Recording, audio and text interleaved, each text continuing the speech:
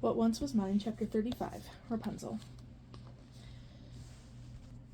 By the time the sun set and there was no good light left for working, Rapunzel was exhausted but pleased. She had painted a detailed mural of the phases of the moon on the workbench, colored in the soft pastels of the good wife's pigments, mixed with a little water. Each of the moons had a different face and expression. There were also feathery flourishes and text tablets in beautiful Gothic script. For day 6 she wrote, "Change color?" She even put the royal sun in the middle to remind her who she was. She managed to summon her powers twice before by gazing at her mandala, and was tickled with the results. She turned a bright red coral bracelet glittering black, and a dish of pale yellow dye a bluish black. Of course she had no idea if the color was set by the phase of the moon, or if she was simply the way she thought about the moon, set in a blue-black sky. But imagine if she could summon any color. She could never have to worry about getting the right paints again. Mother Gothel wouldn't have to travel so far about the place to find the white pigment. And of course, here it all fell apart. Rapunzel sighed and got up, going outside to clear her head, also to wash in the stream. Her arms and face, and even Pascal, were covered in soft smudges of color. She knew a time of decision was coming up. She had no idea where her fate... She would have not had an idea where her fate would lead her, and it probably wasn't back at her tower. Of course she wanted to meet her parents, but was she going to stay in their castle for the rest of her life? When there was so much else out in the world? Whatever a princess really did, Rapunzel was pretty sure she wouldn't even have time for serious magical study, and she strongly doubted the good wife would come and live in the castle and tutor her. She strolled over to the goat pen, which was really more of a suggestion than something that would actually hold them in. One goat even balanced atop a post, looking down at Rapunzel and the world like it was her own kingdom. Amused, Rapunzel picked some flowers and began to braid a crown for her. Just the ability to pick as many flowers as she liked and not have to rely on her mother to bring them was a kind of freedom. If Gothel really was a witch, despite the good wife's doubts, would she teach her daughter? If Rapunzel returned to the tower and her mother apologized for everything and admitted she was wrong and they both cried, and then they lived on together as equals, and Flynn and Gina could visit, and maybe Flynn could stay too. Fantasies. Silliness.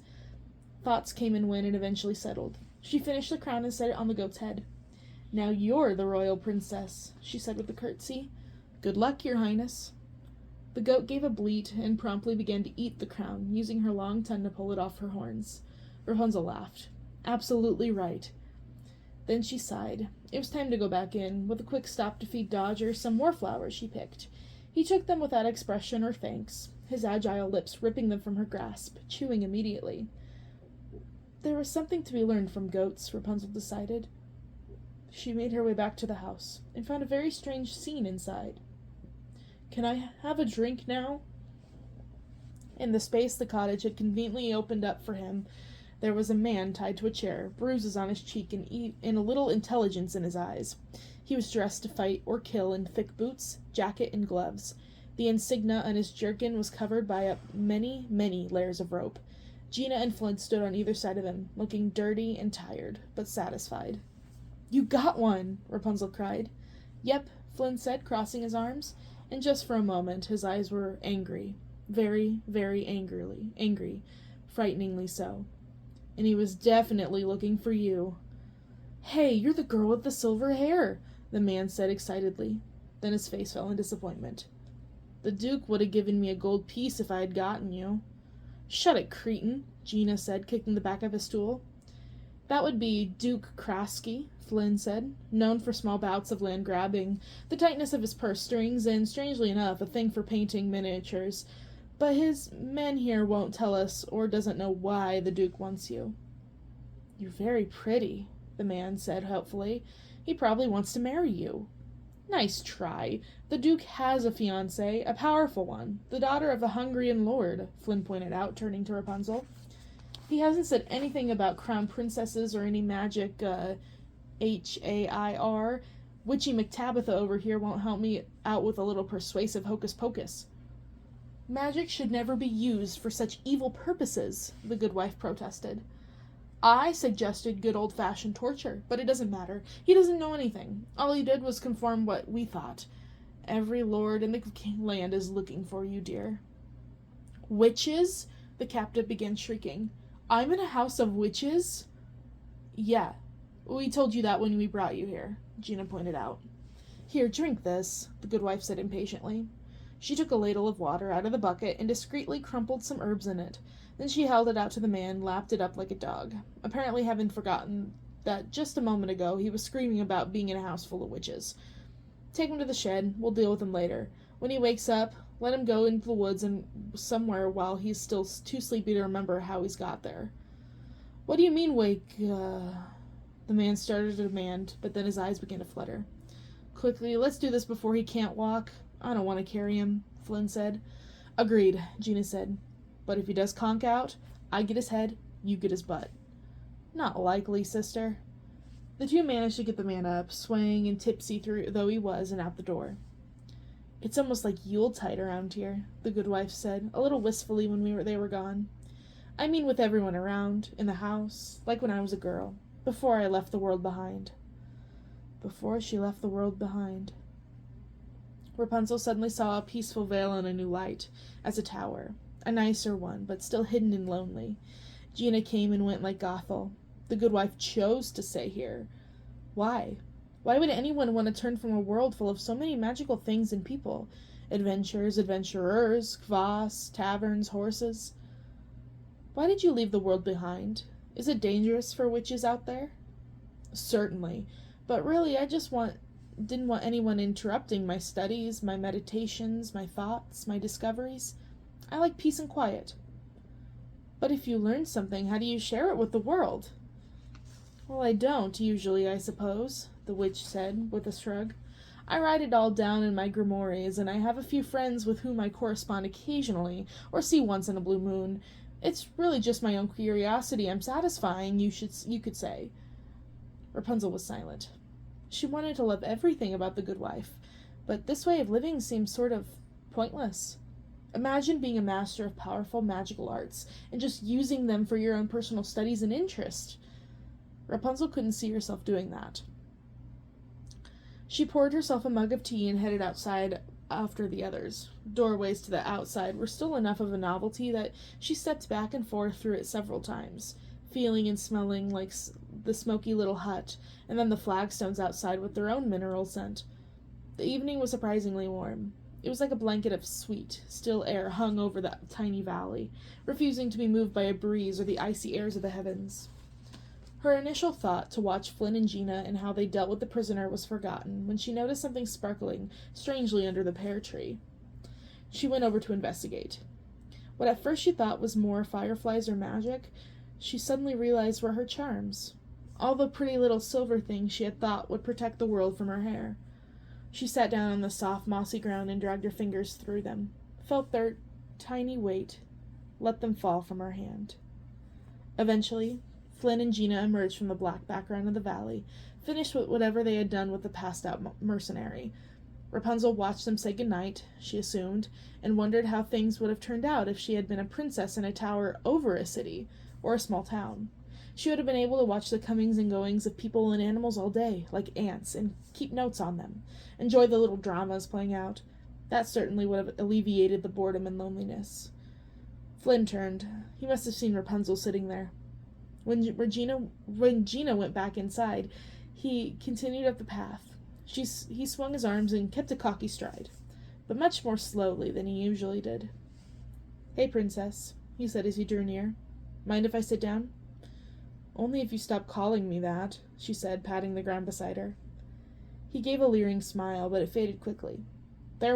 She saw, a rough stubble all over his face now, the shadow of what would be a full beard if he kept it going. It made him look older, emphasized the hollows under his cheeks and around his eyes. He was exhausted from hunting, trapping, interrogating, and dealing with the only lead they had in their situation. She kind of liked the look. All his facial fakery, his posturing, had dropped away. It wasn't the weariness that was attractive. It was the fact that now there was nothing hiding the real Flynn, the right before he fell asleep, or right after he got up in the morning Flynn.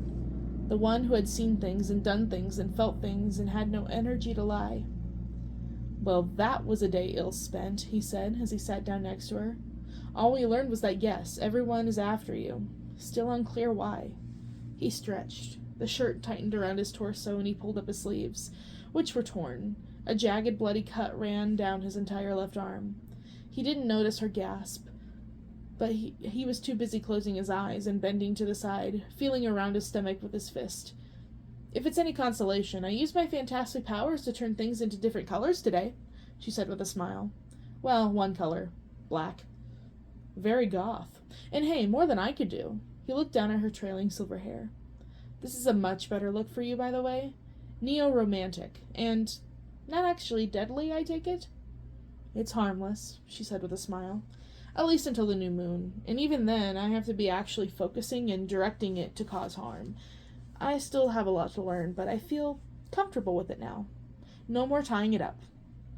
Flynn smiled, and for a moment he looked like he was going to reach for her hair, now that it wasn't dangerous.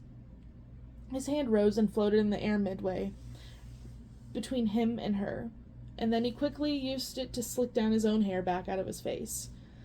"Yeah, my hair can do things too, and it's kind of dramatic, and you have to ask nicely, sometimes with a little gel."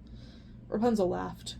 A chill breeze finally made its way from the forest to where they sat, ruffling the locks of willow branches and making its way under Rapunzel's skin. She shivered once, body already worn down from exhaustion. Without thinking, she leaned up against Flynn. Without thinking, he put his arm around her. He was warm and smelled of things she couldn't name precisely. Work, boy, beard. It wasn't bad, it was just Flynn. They were quiet for a while. Rapunzel had her head back, watching the stars through the drifting willow leaves. "This is all really strange," he said. Rapunzel sat up. I'm sorry. Is this strange? I didn't know. I always did this with my mother." No, the leaning? It's fine. Have at it," Flynn said with a smile. "I mean, all of this is strange. A week ago, my life was thieving, running from the law and worse thieves, making a name for myself, becoming a legend, saving up for an early retirement. Alone, I might add. Now, suddenly I'm surrounded by people and dealing with witches, international conspiracies, royal princesses, magic hair, goats." He trailed off, looking around helplessly. "I don't know if I'm ever going to get back to my old life." "Do you want to?" Rapunzel asked. "I've been asking myself the same thing." "Well," he chuckled quietly, "your life kind of stank, no offense. If you returned to your old life, you'd be back by yourself in a tower. Me? If I had my old life, I'd have a crown, and maybe a girl, and I'm a girl," Rapunzel pointed out. "Yeah, but," Flynn said. "But what?" Despite never having met a boy, much less dealt with one, Rapunzel knew he was going to kiss her. She could see it in the way he didn't blink, the way her own face was all that reflected in his eyes. His cheeks grew rosy and his lips parted a little. And then the moment was over. "You're a royal princess," he said, moving away from her. He added quickly here and there at the things as if to refresh his eyes. "That makes things different." Her disappointment existed for less than a moment before fury took over. "Stop telling me who you think I am," she shouted, slamming her fist on the ground. "Before I left the tower, I was just Rapunzel. As soon as I met you, you're all like, 'She looks like a princess.' You exactly judged me because of the way I dressed, despite me repeatedly telling you I had no servants, golden carriages, or even a single friend." "But you are a royal princess," Flynn said. "We know that now, and that doesn't change things." "Maybe I was born a royal princess, but nothing at all has changed about me. I'm the same person I was yesterday, with a better grip on my powers and my hair. So why don't you call me Witchy instead? You could do your whole dumb, 'Hey, look at me, the great Flynn writer. I'm so funny with my nicknames and totally amazing stories in life. Aren't you jealous, Witchy?'" "Hey now," Flynn said, sounding hurt. "I worked really hard to be who I am today. I came from nothing. I was an orphan, remember? I had to claw my way out from being a penniless nobody to the great Flynn writer. I'm an orphan too, remember? And I don't even seem to have choices in who I get to be." "Rapunzel, why are you so upset?" Flynn asked, throwing up his hands out in exasperation. "At the end of this little adventure, you get to go off and be a royal princess with magic powers. I get to either be executed for trying to kiss a royal princess, or be imprisoned, or return to my usual life of thieving and adventure, which is great, don't get me wrong, but it's not like being a royal prince. This whatever this is, this moment between us will just be an amusing memory for you years later down the line when you're queen and looking back on your life and I'm nobody again. An amusing memory? You really think that's how I think of this? Your kindness, you're risking your life for me, your flowers you picked? You think I'm that kind of person?